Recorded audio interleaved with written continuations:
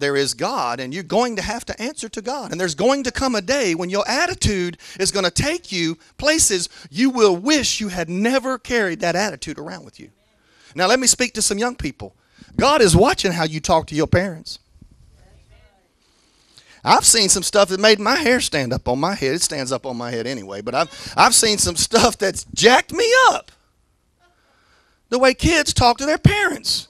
First of all, I want to look at their parents and shake their teeth out and say, what are you raising? Because this thing's going to get worse. It ain't going to get any better.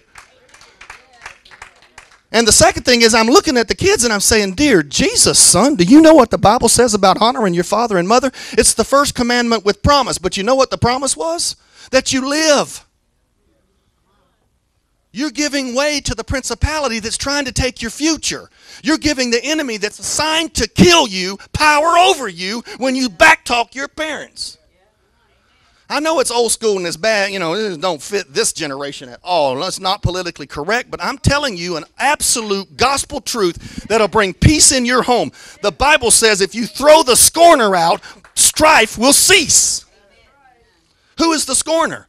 I can't believe we live here. I don't even want to live in this place. This stupid dump we're living in. My friends live in a better house than I live in. They drive a better car than we drive. And blah, blah, blah, blah, blah, blah, blah, blah, blah, blah, blah, blah, blah. That's a scorner. Son, could you take out the trash? Why is the trash still piled up the wall? I asked you an hour ago to take out the trash. Oh, what do you mean make me take out the trash? No, I take that. That's a scorner. And if you cast them out,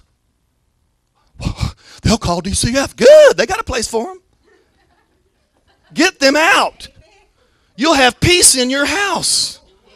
I'm telling you the truth. And you know what will happen? They'll come back. Look, I thought my bedroom was bad. They got me living in a pigsty feeding pigs. They'll come home with some respect. That ain't even in my notes, but I'm going to tell you.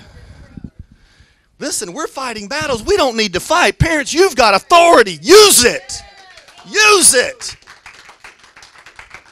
You've got authority. The enemy has power to kill you whenever you speak to your parents in a bad way. I don't care if you're 4 or 44. If your mom and daddy still living, treat them like the respect they're supposed to have. Because when they're gone, you're going to stand over still an ice cold tombstone with one date and another date and a dash in the middle. And that dash is all the memories that you have of them. But now you can't disrespect them anymore. And now you can't go back and tell them, I'm sorry anymore. And I promise you, you don't want that experience. You don't want that. I'm trying to save you from some hurt.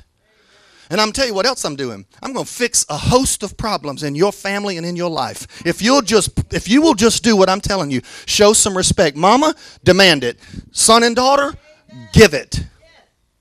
I'm serious. I'm going to tell you what, you deserve what you tolerate. You got a smart mouth kid that always makes you feel bad and you just keep tolerating, you deserve it. Don't complain. Fix it. Fix it. I'm telling you, look. You know this as good as me. I could hand the mic to 5 or 6 of y'all, and y'all could preach this thing better than me. You know what I'm talking about. I'm not teaching you something. I'm telling you stuff we already know. But then there's some times you need to hear again. Listen, you know what? He's right. I've been lulled to sleep by this feel-good, politically correct society that says, ain't bullying you. They're picking on you because you look weird. Straighten yourself up and get right. It's normal for people to look at you and say, you smell. They're not bullying you. They're telling you what you feel because you need to fix something. Bullying you, there's a difference between bullying somebody and just teasing somebody or picking on somebody or making peer pressure work in a positive way. Listen, we got so touchy-feely that it's terrifying. Somebody just says, son, you need to shut up and sit down. You're bullying me. I feel so bullied. I don't want to ever go back there. So I can cast that out of you, man.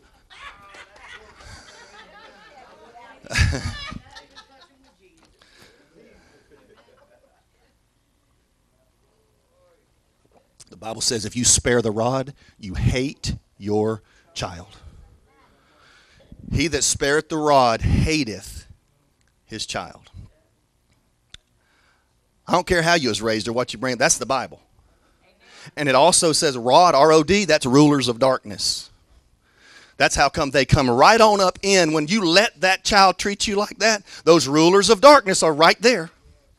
How many of you get joy when your child talks back to you? How many of you just get excited? Whoa, I feel good today. My son just cussed me out. Woo! It doesn't bring anything but turmoil and shame and frustration. Young people, are you listening to me?